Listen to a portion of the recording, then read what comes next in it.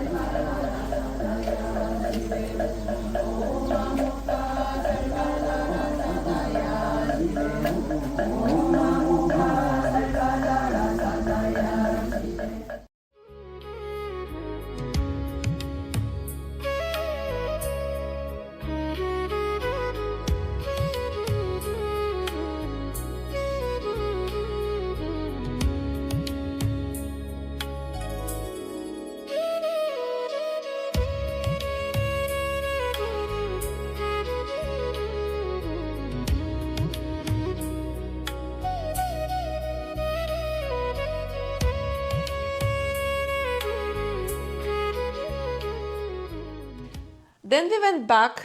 I felt like I needed more time there, but we had to be moving.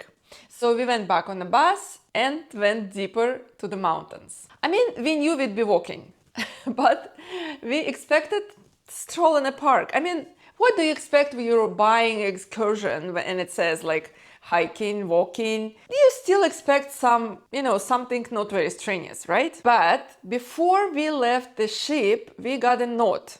Wear shoes with closed toes. So, because I was thinking wearing something like sandals, because, it was hot. Good thing we were wearing our running shoes.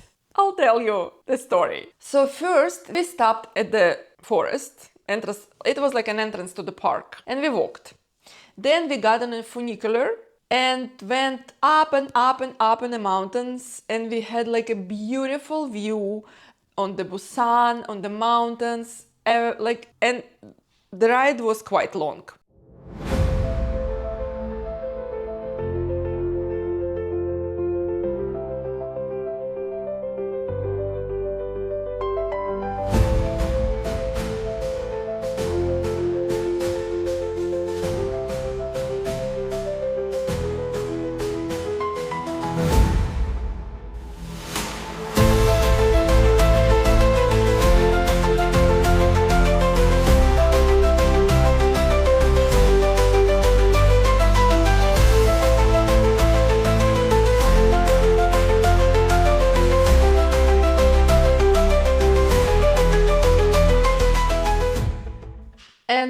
that's how we got even deeper into the mountains and higher into the mountains. And you would think after that we'll have like a leisurely walk and back to the bus. No, it was a real hike through the woods, up steep paths in the heat and humidity. And most of our way was up and up and up. And we had wonderful guide. It was the older gentleman. It seems like he wasn't tired at all, even though he was a little bit older than most of us. And he was like almost running, like very brisk walking non-stop ahead of us, showing us a way. And he was keep going, and then he was treating us with some special candies so we would stay hydrated. And then finally, we reached one of the gates built during a wartime, like in the middle of mountain, middle of the forest. Like I can't imagine it, like building a wall and gates, but it's part of history now. And after that we had to continue walking, but thankfully it wasn't a long walk and it was downhill now. And we went and we walked back to the bus, tired. Very, very tired. We were planning maybe after this excursion go somewhere else. We were exhausted. So back at port, there was like a small market where we could pick some souvenirs, some Korean products, and it wasn't really expensive. So at the end of the day, it was long day, but a good one. After Busan, there was another sea day, and again, we were very happy. We had time to rest and enjoy the sea and sitting on the deck, very relaxing, no rushing anywhere. And then we were going back to Japan. This journey keeps surprising us, and I can't wait to share what's next. So stay tuned!